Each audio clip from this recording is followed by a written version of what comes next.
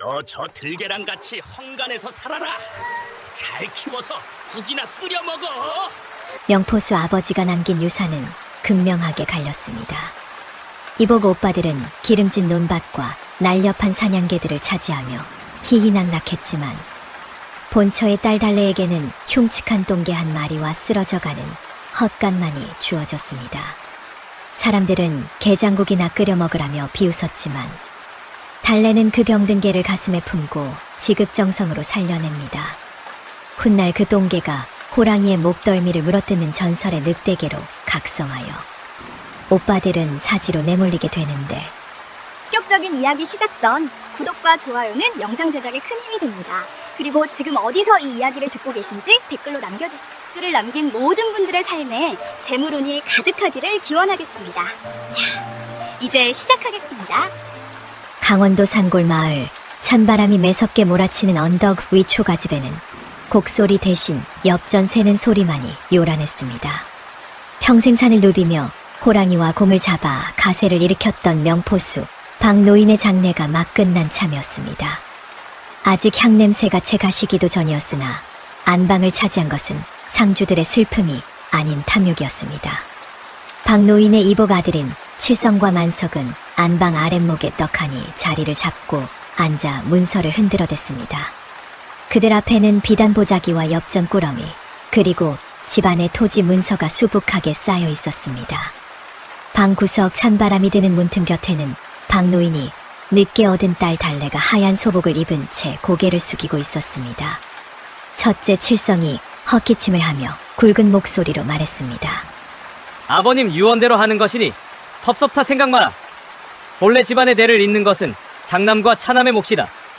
사냥터와 논밭 1000평, 그리고 기와집은 우리 형제가 나누어 갖기로 했다. 둘째 만석이 킬킬거리며 옆에서 거들었습니다. 그렇고 말고, 그리고 사냥꾼에게 가장 중요한 사냥개들도 우리가 맡아야지. 혈통이 좋은 놈들이라 관리가 필요해. 내년처럼 여린 것이 다룰 놈들이 아니란 말이다. 마당에는 윤기가 자르르 흐르는 북쪽의 맹견과 남쪽 섬의 날렵한 사냥개의 피를 이어받아 혈통이 좋아 보이는 사냥개들이 꼬리를 흔들며 고기를 뜯고 있었습니다. 녀석들은 박노인이 생전 아끼던 명견들이었습니다. 칠성과 만석은 그 개들이 앞으로 벌어들일 사냥 수익까지 계산하며 입맛을 다셨습니다. 달래는 마른 침을 삼키며 조심스럽게 입을 열었습니다. 오라버니, 그래도 저는 아버지를 모시고 살았던 딸입니다. 당장 거처할 곳이라도 주십시오. 칠성은 인상을 찌푸리며 문서를 바닥에 탁 내려놓았습니다. 누가 너를 빈손으로 내쫓는다더냐? 아버님이 내 목도 남겨두셨다. 저기 뒷마당 구석에 있는 헛간, 그리고 거기 묶여있는 누렁이 놈, 그게 내 몫이다. 달래의 눈이 커졌습니다. 뒷마당 헛간은 비가 새서 짐승도 살기 힘든 곳이었고 누렁이라 불리는 개는 동네의 골칫거리였습니다. 털이 듬성듬성 빠져 붉은 피부가 드러나 있었고 벼룩과 진드기가 들끓어 곁에만 가도 악취가 진동하는 병든 개였습니다. 밥값만 축낸다며 칠성이 몇 번이나 잡아먹으려던 것을 아버지가 겨우 말렸던 천덕꾸러기였습니다. 만석이 비아냥거리며 쏘아붙였습니다. 감지덕지한 줄 알아야지. 그 똥개 놈도 생명이랍시고 숨은 붙어있으니 잘 키워서 보신탕이라도 해먹거라.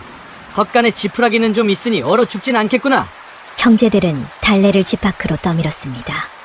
달래는 등 떠밀려 뒷마당으로 향했습니다. 찬바람이 뼛속까지 스며들었습니다. 헛간 앞에는 앙상하게 갈비뼈를 드러낸 누렁이가 힘없이 엎드려 있었습니다.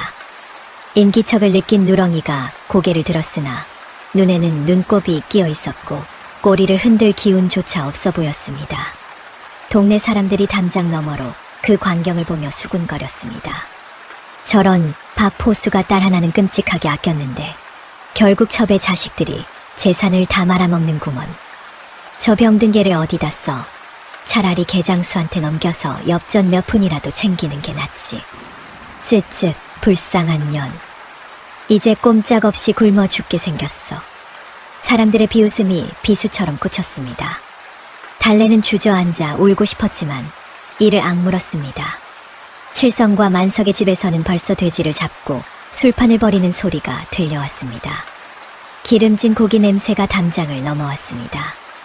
누렁이가 그 냄새에 반응하여 코를 벌름거렸지만 이내 힘이 붙인 듯 앓는 소리를 냈습니다. 달래는 누렁이에게 다가갔습니다. 가까이서 보니 상태는 더 심각했습니다. 옴이 올라 털이 빠진 자리에는 고름이 말라붙어 있었고 파리들이 위민거리며 상처 주변을 맴돌았습니다. 하지만 달래는 코를 막지 않았습니다. 그녀는 떨리는 손으로 누렁이의 머리를 쓰다듬었습니다.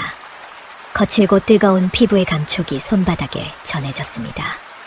그 순간 누렁이가 달래의 손을 핥았습니다.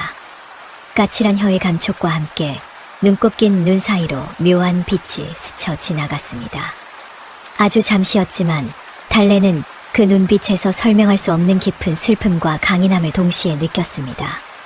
아버지 박포수가 생전에 했던 말이 떠올랐습니다. 달래야, 짐승이나 사람이나 껍데기를 보면 안 된다. 진짜 사냥꾼은 눈을 봐야 해.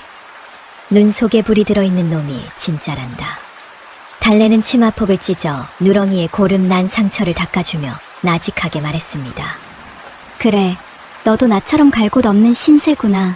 오라버니들은 너를 똥개라고 버렸지만 나는 너를 버리지 않는다. 오늘부터 우리는 식구다. 달래는 짐을 풀어 헛간 한 구석을 치웠습니다.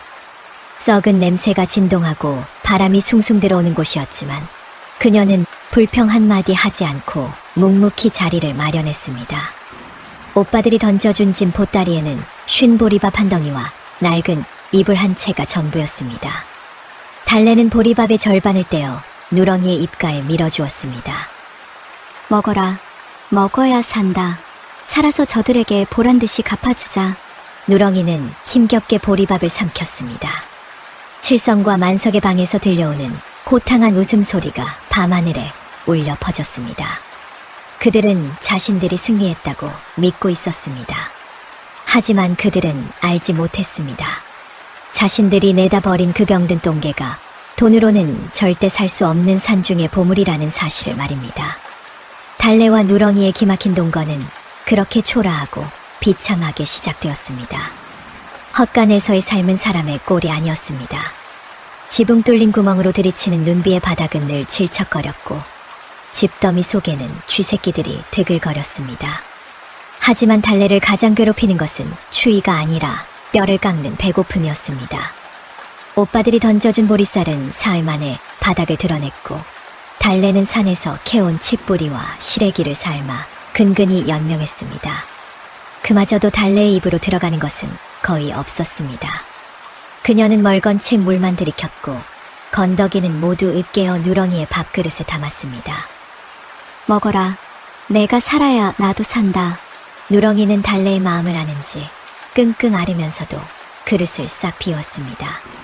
달래는 매일 밤 쑥물을 끓여 누렁이의 진물은 피부를 닦아주었습니다.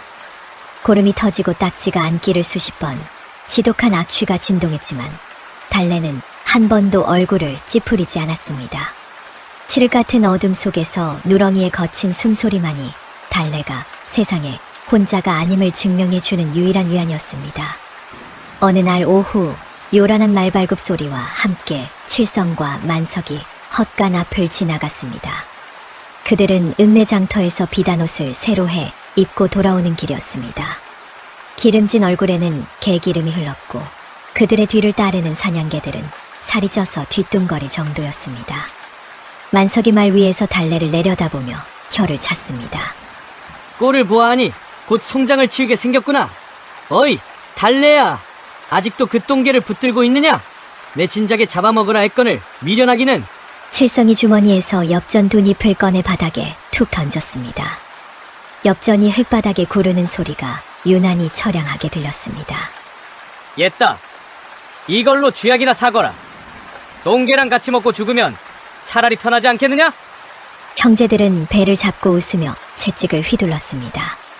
그들의 개들도 주인을 따라 누렁이를 향해 사납게 지저댔습니다. 하지만 누렁이는 미동도 하지 않았습니다. 오직 달래만이 흙바닥에 떨어진 엽전을 보며 입술을 깨물었습니다. 치욕스러움에 손끝이 떨렸지만 당장 누렁이의 약값이 필요했기에 그녀는 굴욕을 삼키며 엽전을 주워야 했습니다. 그날 밤 달래는 잠을 이루지 못하고 뒤척였습니다. 배에서는 꼬르륵 소리가 천둥처럼 쳤습니다. 그때 웅크리고 있던 누렁이가 비틀거리며 일어났습니다. 녀석은 달래에 다해진 치마폭을 물고 문 쪽으로 잡아당겼습니다. 왜 그러느냐? 배가 고픈 게냐? 누렁이는 낮게 신음하며 밖으로 나가자는 신용을 했습니다. 달래가 주저하자 녀석은 밖으로 나가 몇 번이고 뒤를 돌아보며 달래를 재촉했습니다. 달이 밝은 밤이었습니다. 달래는 홀린 듯 집신을 꿰어 신고 누렁이를 따라 나섰습니다. 누렁이는 마을 뒷산의 완만한 길을 버리고 가시덤불이 우거진 험한 산비탈로 향했습니다. 사람의 발길이 닿지 않아 길이 없는 곳이었습니다. 나뭇가지에 옷이 찢기고 살이 긁혔지만 누렁이는 멈추지 않았습니다.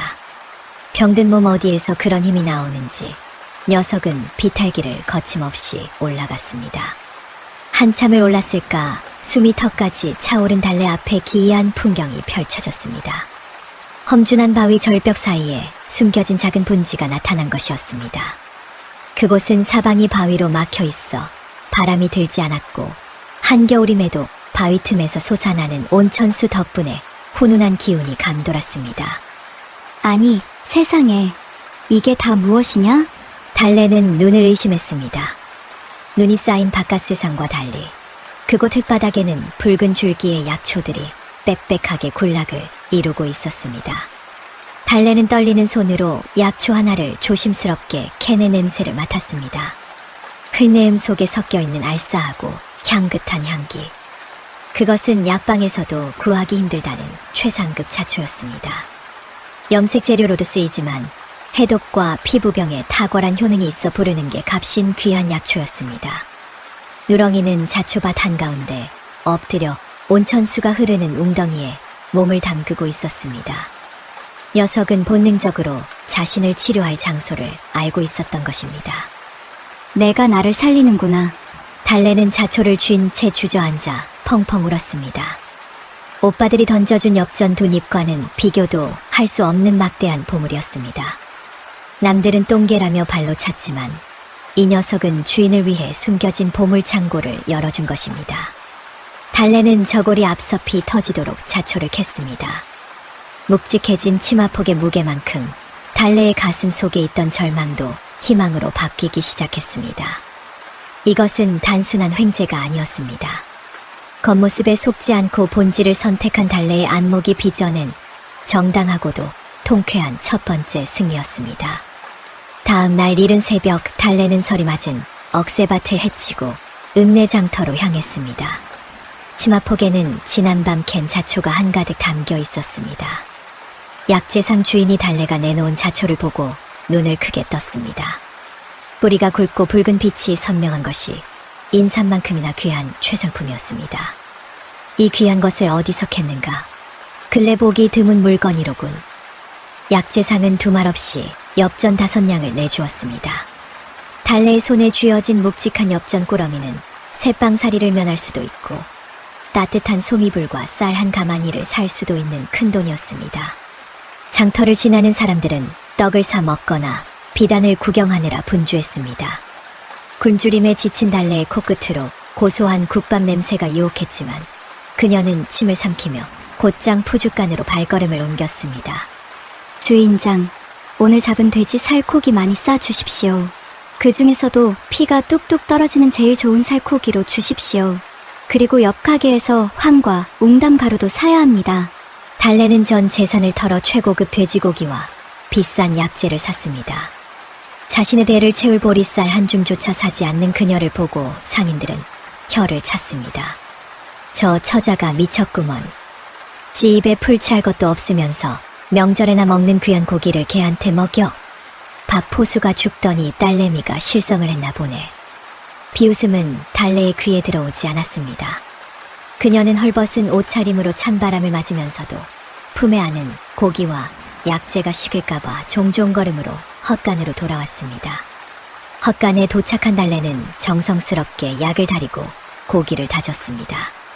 지독한 유황 냄새가 헛간을 가득 채웠지만 그것은 생명을 살리는 냄새였습니다. 누렁이는 달래가 내밀어준 고기를 허겁지겁 삼켰습니다. 달래는 따뜻하게 데운 약물로 누렁이의 몸을 씻기고 진물은 상처 부위마다 귀한 가루약을 꼼꼼히 발라주었습니다. 나는 굶어도 너는 먹인다. 내가 낳는 것이 내가 사는 길이다. 그것은 단순한 애정이 아니라 자신의 모든 것을 건 처절한 투자였습니다. 그 시각 헛간 뒤편 언덕 위에서 이 광경을 지켜보는 노인이 있었습니다. 곰 가죽을 두르고 낡은 화승총을 맨 늙은 포수였습니다. 그는 산속에 응거하며 세상일에는 관여하지 않는 괴짜였으나 짐승을 보는 눈만큼은 귀신 같다는 소문을 듣는 인물이었습니다. 포수의 눈이 가늘어졌습니다. 고기를 뜯는 누렁이의 턱 힘과 어깨, 근육의 움직임은 일반적인 개와 달랐습니다. 저것 봐라. 개 껍데기를 썼으나 속은 이리가 아닌가. 포수는 달래의 무모해 보이는 투자가 결코 헛된 것이 아님을 간파했습니다. 그는 말없이 고개를 끄덕이고는 안개 속으로 사라졌습니다. 아직은 나설 때가 아니라고 판단한 것입니다. 그로부터 보름이 지났습니다. 달래의 지극정성은 기적을 만들었습니다. 누렁이의 몸을 뒤덮었던 딱지가 우수수 떨어져 나가고 그 자리에 황금빛 윤기가 흐르는 새 털이 촘촘하게 돋아났습니다. 비쩍 말랐던 달비뼈 위로 탄탄한 근육이 붙기 시작했고 축 늘어졌던 꼬리는 하늘을 향해 꼿꼿하게 섰습니다. 무엇보다 달라진 것은 눈빛이었습니다. 흐리멍덩하던 눈동자가 사라지고 호박석처럼 투명하고 날카로운 금빛 눈동자가 드러났습니다. 누렁이가 헛간 문턱에 서서 앞발을 딛고 기지개를 켜자 그 그림자가 마치 산짐승처럼 거대하게 드리워졌습니다. 이제 누구도 녀석을 똥개라 부를 수 없는 위용이었습니다. 달래가 헛간 문을 열자 누렁이는 기다렸다는 듯이 달래의 치마폭에 머리를 비비는 대신 달래의 눈을 똑바로 응시하며 낮게 짖었습니다. 그것은 밥을 달라는 보채임이 아니라 이제 사냥을 나갈 준비가 되었다는 동업자의 신호였습니다. 달래는 누렁이의 목을 끌어안으며 말했습니다. 그래, 이제 돈을 벌러 가자. 가장 밑바닥에서 시작된 두 사람의 반격이 준비를 마쳤습니다. 오빠들이 술과 도박으로 아버지의 유산을 갉아먹고 있을 때 달래는 자신의 유일한 자산을 최고의 무기로 재련해낸 것입니다. 강원도의 겨울은 혹독했습니다. 무릎까지 빠지는 폭설이 사냐를 뒤덮었고 살을 애는 삭풍의 짐승들도 굴 밖으로 나오기를 꺼렸습니다. 마을의 사냥꾼들도 엽총을 내려놓고 화롯가에 모여 앉아 술타령이나 하는 농한기였습니다. 하지만 달래네 헛간만은 새벽부터 활기가 돌았습니다. 다녀오너라. 무리하지는 말고.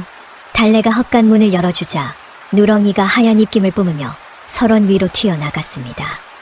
황금빛 털이 눈부신 설원과 대조를 이루며 번뜩였습니다. 누렁이는 일반 사냥개들처럼 짖으며 산을 휘젓고 다니지 않았습니다. 늑대의 피를 이어받은 탓인지 녀석은 바람을 등지고 소리 없이 미끄러지듯 움직였습니다. 누렁이의 사냥 방식은 효율 그 자체였습니다.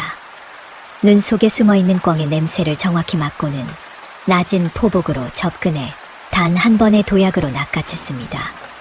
꿩이 푸드덕거릴 새도 없이 목을 정확히 제압했습니다. 놀라운 것은 사냥감의 상태였습니다. 보통 개들이 잡아온 짐승은 이빨 자국으로 살점이 뜯겨 상품 가치가 떨어지기 마련인데 누렁이가 물어온 장기와 토끼는 털 하나 상하지 않고 깨끗했습니다. 해질녘이 되면 누렁이는 어김없이 입에 묵직한 사냥감을 물고 돌아왔습니다. 어떤 날은 살이 통통하게 오른 내토끼 2마리였고 운이 좋은 날은 오소리까지 잡아왔습니다. 달래는 누렁이가 잡아온 사냥감을 들고 읍내 주막과 푸주간을 돌았습니다. 아주머니, 오늘 잡은 싱싱한 꿩입니다. 살이 아주 실합니다. 주막 주모는 달래가 내놓은 꿩을 보며 감탄을 금치 못했습니다. 어마나 세상에, 총 맞은 자국도 없고 이리 깨끗할 수가 있나. 털만 뽑으면 바로 상에 올려도 되겠어. 박포수가 죽고 나선 이런 물건 보기 힘들었는데 대체 어디서 난 게야. 달래는 빙그레 웃으며 대답을 아꼈습니다. 주모는 다른 사냥꾼들이 가져오는 것보다 2배의 값을 쳐주었습니다. 달래의 주머니에는 엽전이 차곡차곡 쌓였습니다. 그 돈으로 쌀독에는 하얀 쌀이 가득 찼고 헛간의 구멍 난 벽은 튼튼한 판자로 덧대어졌습니다. 누렁이에게는 매일 고깃국에 쌀밥을 말아 먹였습니다. 내가 나를 먹여 살리는구나. 고맙다. 정말 고맙다. 달래가 따뜻한 손길로 머리를 쓰다듬으면 누렁이는 배부른 표정으로 달래의 무릎에 턱을 괴고 잠이 들었습니다. 그것은 완벽한 공생이자 훌륭한 동지였습니다. 반면 칠성과 만석의 집안 꼴은 말이 아니었습니다. 담장 너머 큰 기와집에서는 매일같이 고함이 터져 나왔습니다. 빌어먹을 놈의 개새끼들이 밥값도 못하고 마당에는 칠성이 비싼 돈을 주고 사들인 명견들이 추위에 떨며 웅크리고 있었습니다.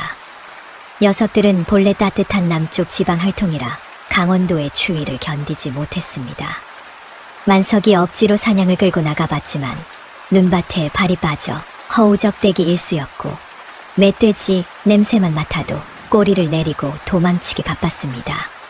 칠성은 술상 앞에 앉아 씩씩거렸습니다. 형님, 쌀독이 또 비었습니다.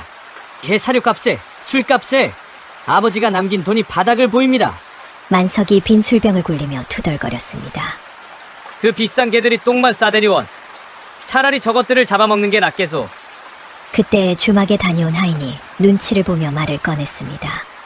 저 도련님들, 혹시 그 소문 들으셨습니까? 달래 아가씨 말입니다. 칠성이 눈을 부라리며 물었습니다. 그 계집이 왜? 굶어 죽었다더냐? 아닙니다. 요즘 주막에 최고급 권고길이 되는 게 달래 아가씨랍니다. 돈을 꽤 만져서 헛간도 고치고 쌀밥을 해먹는다던데요. 그 병든 똥개가 아주 명물이라지 뭡니까? 순간 방 안에 정적이 흘렀습니다. 칠성의 얼굴이 불그락푸르락해졌습니다. 자신들은 비싼 개를 데리고도 손가락만 빨고 있는데 내다 버린 똥개와 여동생이 떵떵거리고 산다는 사실을 믿을 수 없었습니다. 배가 아프다 못해 뒤틀릴 지경이었습니다. 만석이 탁자를 내리치며 벌떡 일어났습니다. 뭐야? 그 똥개가 사냥을 해? 말도 안 돼. 그건 본래 우리 몫이었어. 아버지가 우리에게 주려던 복을 그년이 가로챈 게 분명해. 탐욕의 눈이 먼 형제들의 눈빛이 번들거렸습니다. 그들은 자신들의 무능력함은 생각지 않고 오직 달래가 가진 것을 빼앗을 궁리만 하기 시작했습니다. 겨울바람보다 더 차가운 시기가 달래의 헛간을 향해 몰려오고 있었습니다. 하지만 헛간 안에는 이미 든든한 황금빛 수옷이니 눈을 뜨고 침입자를 기다리고 있었습니다. 달래네 헛간 굴뚝에서 모락모락 피어오르는 저녁 연기는 오빠들의 심기를 건드리기에 충분했습니다. 고소한 고깃국 냄새가 담장을 넘어 사랑채까지 진동하자 칠성과 만석은 더 이상 참지 못하고 자리를 박차고 일어났습니다. 형님, 가시지요. 아버지의 유산을 도둑맞은 기분이라 잠이 안 옵니다. 바로 잡아야지. 가장이 눈을 시퍼렇게 뜨고 있는데 계집이 가장 귀한 것을 차지하고 있다니 말이 되느냐? 형제들은 하인 2명을 대동하고 뒷마당 헛간으로 들이닥쳤습니다. 달래는 마침같이 지은 쌀밥에 무국을 말아 누렁이와 저녁을 먹으려던 참이었습니다. 벌컥 문이 열리고 찬바람과 함께 술 냄새를 풍기는 오빠들이 들어섰습니다. 칠성이 다짜고짜 밥상부터 발로 걷어찼습니다. 우리는 빚쟁이한테 시달리는데 너는 아주 살판이 났구나. 달래가 깜짝 놀라 누렁이를 감싸 안으며 물었습니다. 오라버니, 갑자기 왜 이러십니까? 만석이 누렁이를 손가락질하며 소리쳤습니다. 왜라니? 이 도둑년아. 저 개는 본래 아버지가 아끼시던 명견이었다. 우리가 잠시 내게 맡겨두었던 것인데 이제 도로 가져가야겠다. 달래는 기가 찼습니다. 오미 올라 죽어가던 개를 똥개라며 발길질할 때는 언제고 이제 와서 명견이라니 적반하장도 유분수였습니다.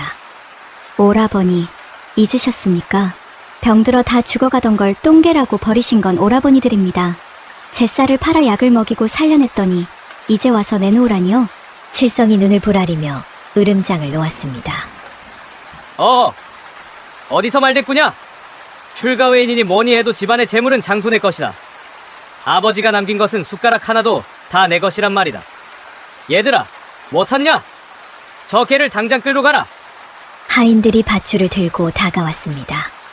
달래가 필사적으로 막아섰지만 역부족이었습니다.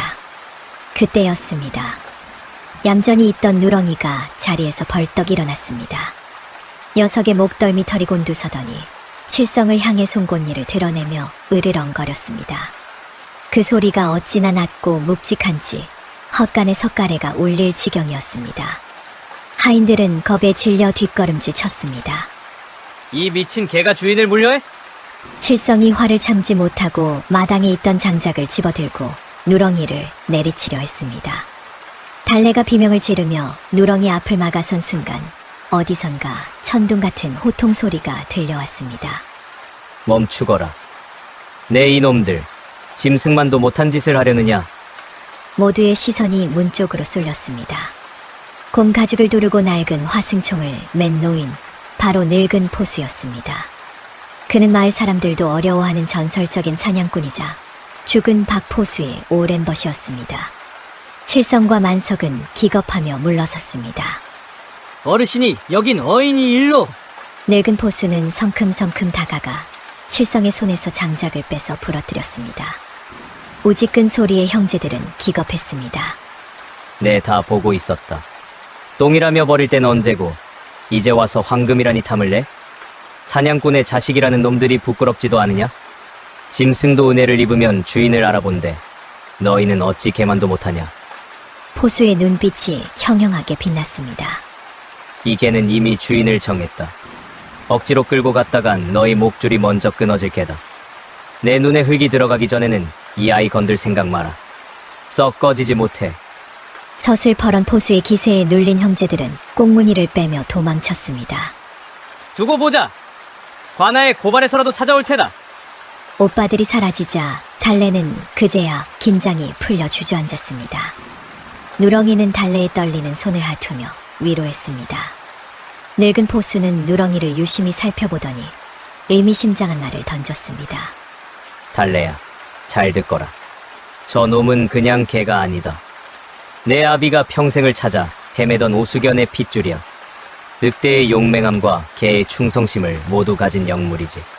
달래는 놀란 눈으로 누렁이를 바라보았습니다. 곧 큰일이 닥칠 게다. 마을의 기운이 흉흉해.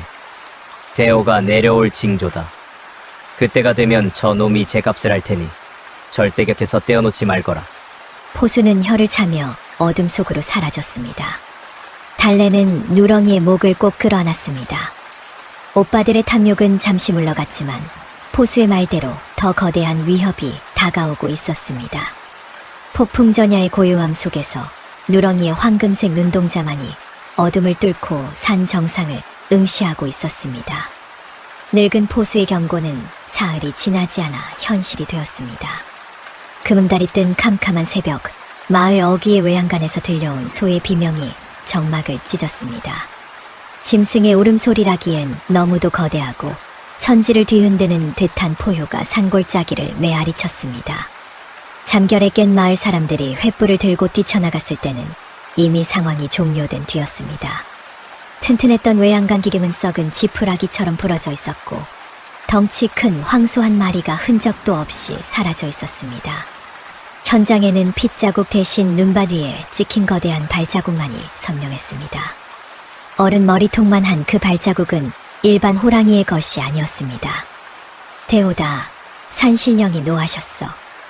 마을 최고령 촌장이 털썩 주저앉았습니다. 그것은 호환의 시작이었습니다. 다음 날에는 안악내가 개울가에서 사라졌고 그 다음 날에는 나무를 하러 간 장정이 돌아오지 않았습니다. 마을은 순식간에 공포의 도가니로 변했습니다. 해가 지기도 전에 집집마다 대문을 걸어 잠갔고 숨소리조차 크게 내지 못했습니다. 사태가 심각해지자 관아에서도 움직였습니다. 고을 사또가 관군을 이끌고 내려와 방을 붙였습니다. 식인대오를 잡는 자에게는 현상금 1000냥을 하사하고 향후 3년간 모든 세금을 면제한다는 내용이었습니다. 1000냥. 그것은 기와집 10채를 사고도 남을 막대한 거금이었습니다. 평생 흙만 파먹고 살아도 구경하기 힘든 돈이 걸리자 공포에 질려있던 사냥꾼들의 눈이 뒤집혔습니다. 인근 고을에 내로라 하는 포수들이 너도나도 총을 메고 몰려들었습니다. 하지만 그 누구보다 눈에 불을 켠 것은 다름 아닌 칠성과 만석 형제였습니다. 형님, 천냥이라뇨? 저거면 빚도 다 갚고 다시 떵떵거릴 수 있습니다. 만석이 방을 보며 침을 튀겼습니다.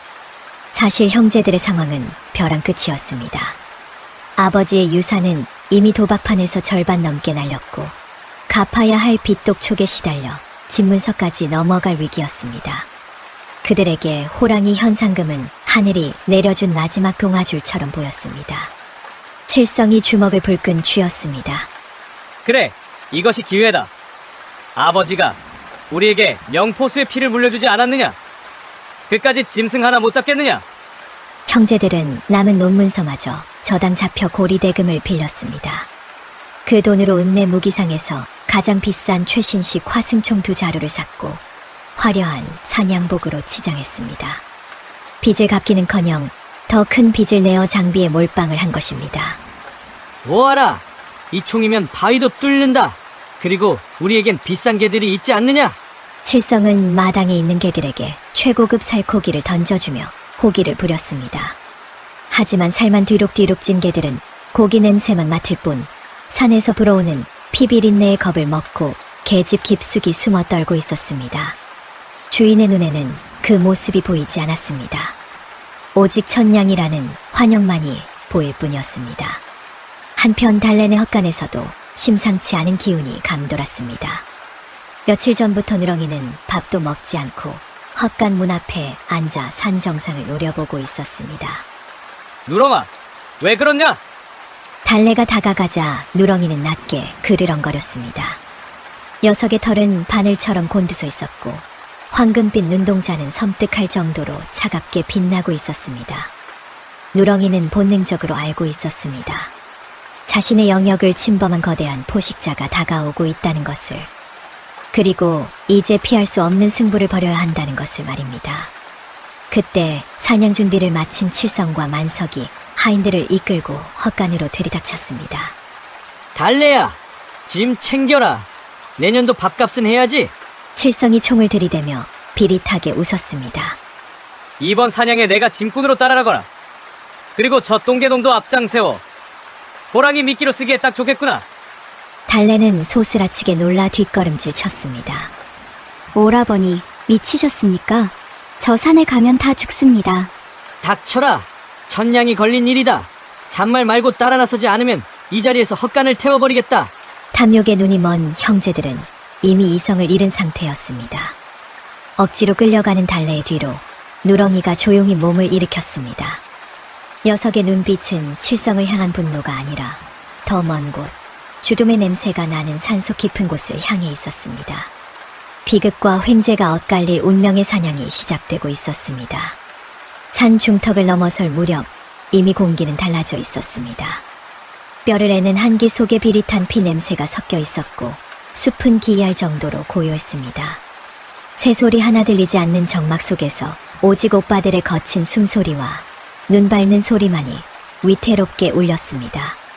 칠성과 만석은 최고급 털가죽 옷을 입었지만 추위가 아닌 공포 때문에 사시나무 떨듯 떨고 있었습니다. 그들이 자랑하던 비싼 사냥개들은 이미 꼬리를 뒷다리 사이로 깊숙이 말아넣은 채 억지로 목줄을 끌어야만 간신히 바를 때였습니다. 형님, 분위기가 영 좋지 않습니다. 개들이 자꾸 뒷걸음질 칩니다. 만석이 창백한 얼굴로 속삭였습니다. 칠성이 억지로 목소리를 높이며 개를 발로 찼습니다. 에이, 비싼 밥 처먹고 꼴값을 떠는구나. 앞으로 가. 호랑이 잡아서 본전 뽑아야 할 것 아니냐? 반면 맨 뒤에서 짐을 지고 따라오는 달래의 곁을 지키는 누렁이는 달랐습니다. 녀석은 짖지도 떨지도 않았습니다. 그저 낮은 자세로 땅에 코를 박고 냄새를 맡으며 때때로 고개를 들어 바람의 방향을 읽을 뿐이었습니다. 녀석의 황금빛 눈동자는 차분하게 가라앉아 있었습니다. 일행이 검은 골짜기라 불리는 험지에 들어선 순간이었습니다. 갑자기 앞서가던 풍산개 한 마리가 단말마의 비명을 지르더니 제자리에 주저앉아 오줌을 지렸습니다. 이놈이 왜 이래? 칠성이 욕을 하려던 찰나 바람의 방향이 바뀌었습니다. 훅 끼쳐오는 역겨운 노린내와 썩은 피냄새. 그것은 산짐승의 냄새가 아니었습니다. 죽음 그 자체의 냄새였습니다. 만석이 들고 있던 화승총을 떨어뜨릴 뻔했습니다. 눈앞의 바위 위 집채만 한 그림자가 달빛을 등지고 서 있었습니다. 대호였습니다. 소문은 과장이 아니었습니다. 일반 호랑이보다 2배는 커 보이는 덩치, 쇠꼬챙이 같은 수염, 그리고 어둠 속에서 푸르게 타오르는 2눈. 대호가 입을 벌리자 톱날 같은 이빨 사이로 뜨거운 김이 뿜어져 나왔습니다. 대호의 낮은 울음소리가 땅을 울리자 칠성과 만석이 비싼 돈을 주고 산 사냥개들은 거품을 물고 기절하거나 목줄을 끊고 꽁무니가 빠지게 도망쳐 버렸습니다. 1000냥짜리 현상금 꿈은 순식간에 악몽으로 변했습니다. 쏘아라! 형님, 총을 쏘십시오! 만석이 다급하게 소쳤지만 칠성의 손은 덜덜 떨려 방아쇠조차 찾지 못하고 있었습니다. 대호는 겁먹은 사냥개들은 거들떠보지도 않았습니다. 녀석의 눈은 정확히 가장살이 많고 먹음직스러운 먹잇감, 즉 2 형제를 노리고 있었습니다. 대호가 뒷다리에 힘을 주며 도약할 준비를 했습니다. 공포에 질린 칠성의 눈에 뒤에 서 있던 달래가 들어왔습니다. 이성이 마비된 그는 해서는 안 될 짓을 저질렀습니다. 이거나 먹고 떨어져라! 칠성은 달래의 팔을 낚아채더니 있는 힘껏 호랑이 앞쪽으로 떠밀어 버렸습니다. 오라버니, 달래는 비명지를 새도 없이 눈밭에 나뒹굴었습니다. 만석 역시 그 틈을 타 반대편 나무 뒤로 몸을 숨기며 소리쳤습니다. 그래! 전현을 먼저 잡아먹어라! 그 사이에 우린 도망갈 테니! 친오빠들의 끔찍한 배신. 달래는 차가운 눈바닥에 엎어진 채 고개를 들었습니다. 바로 코앞에 대호의 거대한 앞발이 착지했습니다. 쿵 하는 진동과 함께 대호의 뜨거운 숨결이 달래의 얼굴에 닿았습니다. 대호는 귀찮은 방해물을 치우려는 듯 집채만 한 앞발을 들어 올려 달래의 머리통을 내려치려 했습니다. 달래는 질끈 눈을 감았습니다. 아버지가 돌아가신 후 모진 구박을 견디며 살아왔지만 결국 혈육에게 미끼로 던져져 죽는다는 사실이 사무치게 서러웠습니다. 누렁아, 너라도 도망가거라. 대호의 발톱이 바람을 가르는 소리가 들렸습니다. 죽음이 덮쳐오는 찰나의 순간이었습니다. 둔탁한 충돌음과 함께 거대한 호랑이의 몸체가 휘청거렸습니다. 달래가 슬며시 눈을 떴습니다. 그녀의 앞을 막아서고 있는 것은 황금빛 털을 휘날리는 짐승이었습니다. 오빠들이 똥개라 불렀고 자신이 밥을 굶어가며 살려낸 가족. 누렁이였습니다. 누렁이는 대호의 앞발을 피하지 않고 정면으로 받아낸 뒤 오히려 낮은 자세로 대호의 턱 밑을 향해 송곳니를 드러내고 있었습니다. 더 이상 병든 개도 순한 누렁이도 아니었습니다. 녀석의 전신에서 뿜어져 나오는 살기는 산중의 왕에 불리는 대호마저 멈칫하게 만들 만큼 압도적이었습니다. 전설 속의 오수견, 늑대의 피를 이은 투신이 마침내 그 진짜 모습을 드러낸 것입니다. 대호가 당황했습니다. 산중의 제왕으로 군림하며 어떤 짐승도 자신의 눈을 똑바로 쳐다보지 못했는데 고작 개 한 마리가 살기를 뿜으며 앞길을 막아섰기 때문입니다. 호랑이는 자존심이 상한 듯 천둥 같은 포효를 내지르며 앞발을 휘둘렀습니다. 바위도 으깨버릴 파괴력이 실린 일격이었습니다. 누렁아, 피해! 달래의 비명이 채 끝나기도 전이었습니다. 누렁이의 몸이 마치 활시위를 떠난 화살처럼 잔영을 남기며 사라졌습니다. 호랑이의 앞발이 허공을 갈랐습니다. 그 찰나의 순간 누렁이는 호랑이의 등 뒤로 파고들어 뒷다리의 힘줄을 정확히 물어뜯었습니다.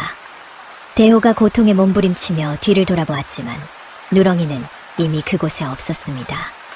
황금빛 털을 휘날리는 녀석은 눈밭 위를 미끄러지듯 움직이며 호랑이의 사각지대만을 골라 공격했습니다. 그것은 본능에 의존한 개싸움이 아니었습니다. 상대의 호흡을 읽고 약점을 파고드는 고도로 훈련된 전사, 아니 늑대의 사냥법이었습니다. 나무 뒤에 숨어 떨고 있던 칠성과 만석은 눈앞의 광경을 믿을 수 없었습니다. 형님, 저게 정말 우리 집 헛간에 있던 똥개 맞습니까? 그럴 리가 없다. 똥개 주제에 호랑이를 가지고 놀다니. 그들이 밥값을 아깝다며 구박하던 병든개는 사실 호랑이 잡는 귀신이라 불리는 전설의 오수견이었습니다. 달래가 먹인 최고급 살코기와 산삼에 버금가는 자초가 녀석의 핏줄 속에 잠재되어 있던 야수성을 완벽하게 깨운 것입니다. 누렁이의 공격은 집요하고 치명적이었습니다.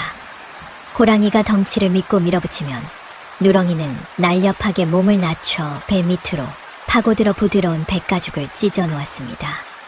호랑이가 꼬리로 후려치려 하면 어느새 머리 위로 뛰어올라 귀를 물어뜯었습니다. 하얀 설원은 순식간에 붉은 핏방울로 얼룩졌지만 그 피는 누렁이의 것이 아니라 모두 대호의 것이었습니다. 약이 바짝 오른 호랑이가 최후의 수단을 썼습니다. 녀석은 앞발 공격을 멈추고 온몸의 근육을 부풀리며 누렁이를 향해 전속력으로 도약했습니다. 덩치로 찍어 눌러 숨통을 끊어놓겠다는 심산이었습니다. 집채만 한 호랑이가 하늘을 가리며 덮쳐오자 달래는 숨을 멈췄습니다. 피할 곳이 없어 보였습니다. 하지만 누렁이는 피하지 않았습니다. 오히려 호랑이가 입을 크게 벌리고 목을 노출한 그 순간을 기다리고 있었습니다. 짧고 굵은 기합 소리와 함께 누렁이가 땅을 박차고 솟구쳤습니다. 호랑이의 벌린 입보다 더 빠르게 누렁이의 송곳니가 호랑이의 목을 대인 급소에 깊숙이 박혔습니다. 달래가 정성껏 갈아 먹인 보양식 덕분에 강철처럼 단단해진 턱관절이 소리를 내며 호랑이의 기도를 조였습니다. 대호는 누렁이를 매단 채 미친 듯이 몸부림쳤습니다. 나무에 몸을 부딪히고 눈밭을 굴렀지만 한 번 물면 줄을 때까지 놓지 않는 늑대개의 턱은 절대 풀리지 않았습니다. 오히려 호랑이가 발버둥 칠수록 송곳니는 더 깊이 파고들어 숨통을 끊어놓았습니다. 거친 숨을 몰아쉬던 대호의 눈동자가 점차 초점을 잃어갔습니다. 천지를 호령하던 포효는 사라지고 바람 빠지는 소리만이 남았습니다. 마침내 거대한 덩치가 쿵 하고 쓰러지며 눈보라를 일으켰습니다. 산중을 울리던 굉음이 멈추고 정막이 찾아왔습니다. 누렁이는 호랑이가 완전히 숨을 거둔 것을 확인하고서야 비로소 입을 떼었습니다. 녀석의 입가는 피투성이었지만 황금빛 눈동자는 여전히 맑고 고고하게 빛나고 있었습니다. 누렁이가 고개를 돌려 달래를 바라보았습니다. 그리고는 피 묻은 입으로 씩 웃는 듯한 표정을 지으며 꼬리를 살랑 흔들었습니다. 방금 전까지 야수였던 녀석이 다시 달래의 순한 강아지로 돌아온 것입니다. 누렁아, 달래는 눈물을 흘리며 달려가 누렁이를 끌어안았습니다. 뜨거운 체온이 느껴졌습니다. 그것은 단순한 생존의 기쁨이 아니었습니다. 모두가 비웃고 버렸던 가치를 알아본 자신의 안목이 틀리지 않았다는 벅찬 증명이었습니다. 나무 뒤에서 이 모든 것을 지켜본 칠성과 만석은 다리가 풀려 주저앉았습니다. 그들의 눈앞에는 1000냥짜리 호랑이 가죽보다 더 무서운 진실이 놓여 있었습니다.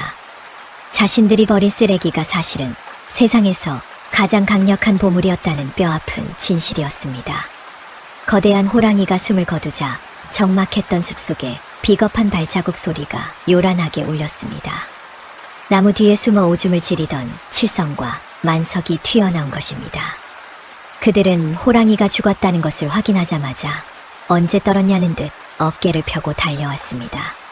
칠성이 다짜고짜 달래를 거칠게 밀쳐냈습니다. 비켜라! 어디 천한 것이 감히 대호 곁에 서 있느냐? 달래가 눈밭에 넘어지자 누렁이가 으르렁거리며 칠성을 노려보았습니다. 하지만 칠성은 이미 눈앞에 돈다발에 눈이 멀어 개 따위는 보이지 않았습니다. 그는 아직 온기가 남아있는 호랑이의 사체 위에 덜썩 주저앉더니 마치 자신이 잡은 양폼을 잡았습니다. 형님, 드디어 해냈습니다. 이 1000냥은 우리 것입니다. 만석이 창백한 얼굴로 속삭였습니다. 그렇고 말고 우리 화승총 불이 뿜는 걸 보았느냐? 단발에 급소를 맞췄다니까. 형제들은 아직 총 한 발 쏘지 않아 총구가 차갑게 식어있다는 사실 따위는 안중에도 없었습니다. 그들은 달래에게 삿대질하며 으름장을 놓았습니다. 너 입 뻥끗하면 죽을 줄 알아라. 관군이 오면 우리가 총으로 잡았다고 해. 저 똥개가 잡았다고 하면 누가 믿기나 하겠느냐? 살고 싶으면 시키는 대로 해. 잠시 후 산 아래쪽에서 수십 개의 횃불이 물결치며 올라왔습니다. 총성과 비명을 듣고 달려온 사또와 포졸들이었습니다. 현장에 도착한 사또는 산더미 같은 대오의 사체를 보고 입을 다물지 못했습니다. 이 흉물을 정말 잡았단 말인가. 대단하군, 대단해. 칠성과 만석은 사또 앞으로 뛰쳐나가 넙죽절을 올렸습니다. 예, 사또 나으리. 저희 형제가 목숨을 걸고 잡았습니다. 제 동생 만석이 놈이 유인하고 제가 이신식 화승총으로 미간을 정확히 꿰뚫었습니다. 사또는 고개를 끄덕이며 흐뭇해했습니다. 과연 박 포수의 아들들이로구나. 그 용맹함이 아비 못지않아. 여봐라, 이들에게 약조한 상금 1000냥을 내리고 호랑이 가죽은 벗겨 관하로 옮겨라. 형제들은 서로를 보며 회심의 미소를 지었습니다. 달래는 억울함에 입술을 깨물었지만 신분의 벽과 오빠들의 협박에 눌려 감히 나설 수 없었습니다. 누렁이만이 분한 듯 땅을 긁어댔습니다. 그때 군중을 해치고 묵직한 목소리가 들려왔습니다. 잠깐. 상금을 주기 전에 확인할 것이 있소이다. 곰 가죽을 두른 늙은 포수가 성큼성큼 걸어 나왔습니다. 사또가 눈살을 찌푸렸습니다. 자네는 누군가? 감히 관아의 일에 끼어들다니. 늙은 포수는 아랑곳하지 않고 호랑이 사체 앞으로 다가갔습니다. 그리고는 품에서 단도를 꺼내 호랑이의 목덜미 털을 젖혔습니다. 사또, 이놈들이 총으로 잡았다고 했습니까? 칠성이 당황하며 소리쳤습니다. 그렇다. 내 총알이 정확히 박혔단 말이다. 포수는 비웃음을 흘리며 호랑이의 상처 부위를 사또에게 보여주었습니다. 보십시오. 총알 자국은 어디에도 없습니다. 대신 거대한 짐승의 송곳니에 물려 뜯긴 자국만 선명합니다. 뼈가 으스러지고 기도가 끊어진 것은 총알이 아니라 이빨에 당한 것입니다. 사람들이 웅성거리기 시작했습니다. 사또가 가까이 다가가 보니 과연 포수의 말대로 총상은 없고 끔찍한 이빨 자국만이 목덜미를 휘감고 있었습니다. 포수는 이어 칠성의 총을 낚아채 총구를 만져보았습니다. 그리고 방금 쏜 총이라면 총구가 뜨거워야 정상 아닙니까? 헌데 이 총은 얼음장처럼 차갑습니다. 화약 냄새조차 나지 않는군요. 명백한 증거 앞에 칠성과 만석의 얼굴이 사색이 되었습니다. 포수는 군중 뒤에 서 있는 누렁이를 가리켰습니다. 이대호를 잡은 것은 저기 있는 박 포수의 딸과 그녀가 키운 오수견입니다. 제가 두 눈으로 똑똑히 보았습니다. 이놈들은 겁에 질려 나무 뒤에 숨어 있다가 숟가락만 얹으려 한 파렴치한 자들입니다. 사또의 얼굴이 붉게 달아올랐습니다. 감히 관아를 속이고 국고를 가로채려 한 죄는 무거웠습니다. 네 이놈들, 사시냐? 형제들은 무릎을 꿇고 싹싹 빌기 시작했습니다. 사또, 죽을 죄를 지었습니다. 한 번만 용서해 주십시오. 하지만 이미 늦었습니다. 사또가 호통을 쳤습니다. 여봐라, 이 사기꾼 놈들을 당장 포박해라. 감히 거짓으로 공을 세우고 누이를 협박까지 하다니 곤장 100대를 쳐도 시원치 않다. 포졸들이 달려들어 형제들을 굴비 엮듯 묶었습니다.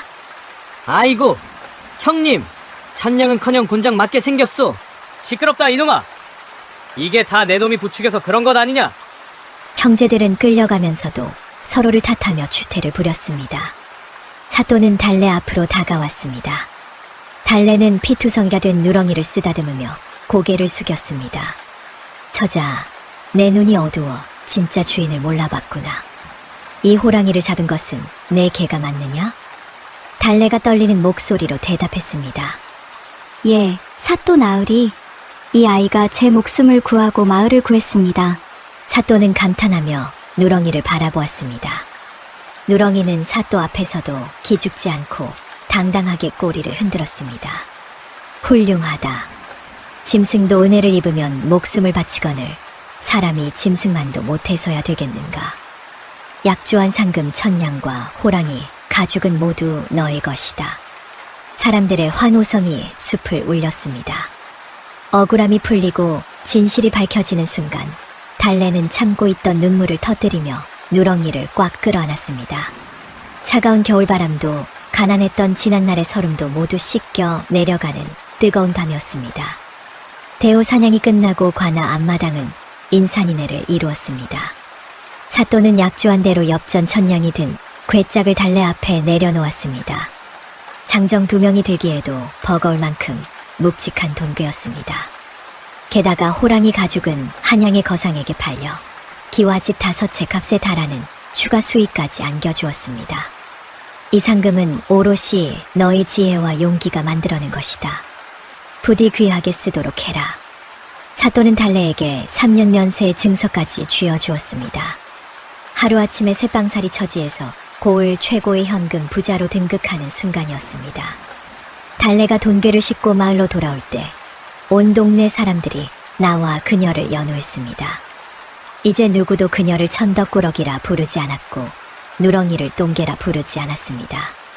사람들은 누렁이가 지나갈 때마다 허리를 숙여 영물에 대한 예를 갖췄습니다.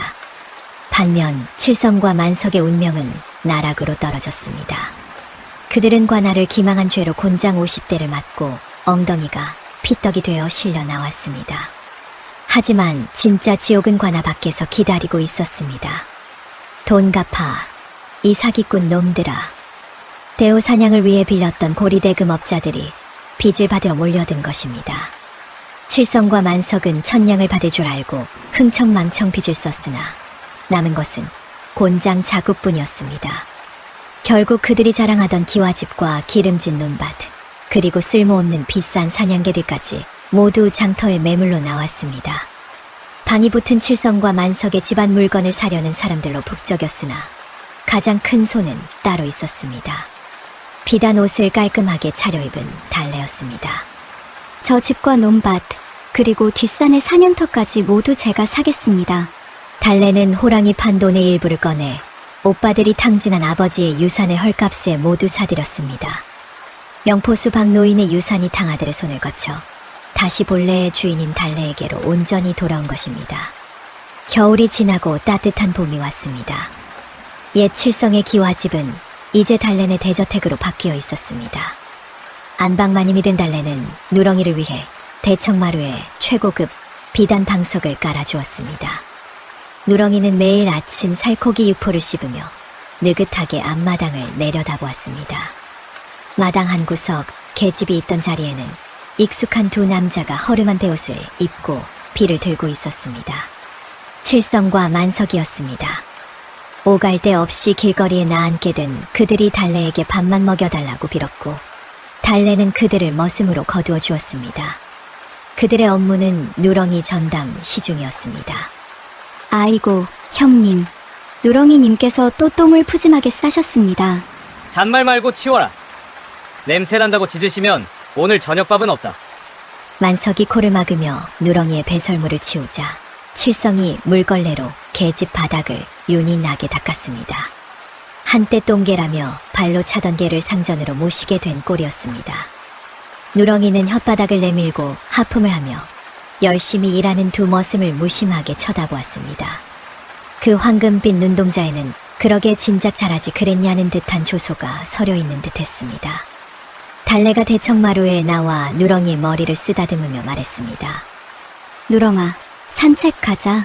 칠성과 만석은 부랴부랴 누렁이를 태울 작은 가마를 들고 뛰어왔습니다. 모두가 겉모습이 흉측하다며 돌을 던질 때 달래는 그 안에 숨겨진 불꽃을 보았고 자신의 모든 것을 걸어 그 불꽃을 살려냈습니다. 세상 일도 이와 다르지 않습니다. 지금 내 눈앞에 있는 기회나 사람이 혹은 나 자신이 지금은 초라한 똥개처럼 보일지 모릅니다. 하지만 정성과 믿음으로 닦아낸다면 언젠가 호랑이의 숨통을 끊을 전설의 명검이 될 수도 있지 않을까요? 껍데기에 현혹되지 않고 본질을 알아보는 지혜. 오늘 달래와 누렁이의 이야기가 여러분의 삶에 숨겨진 보물을 찾는 밝은 등불이 되기를 바랍니다. 오늘 이야기는 여기까지입니다. 오늘도 끝까지 영상 시청해주셔서 감사합니다.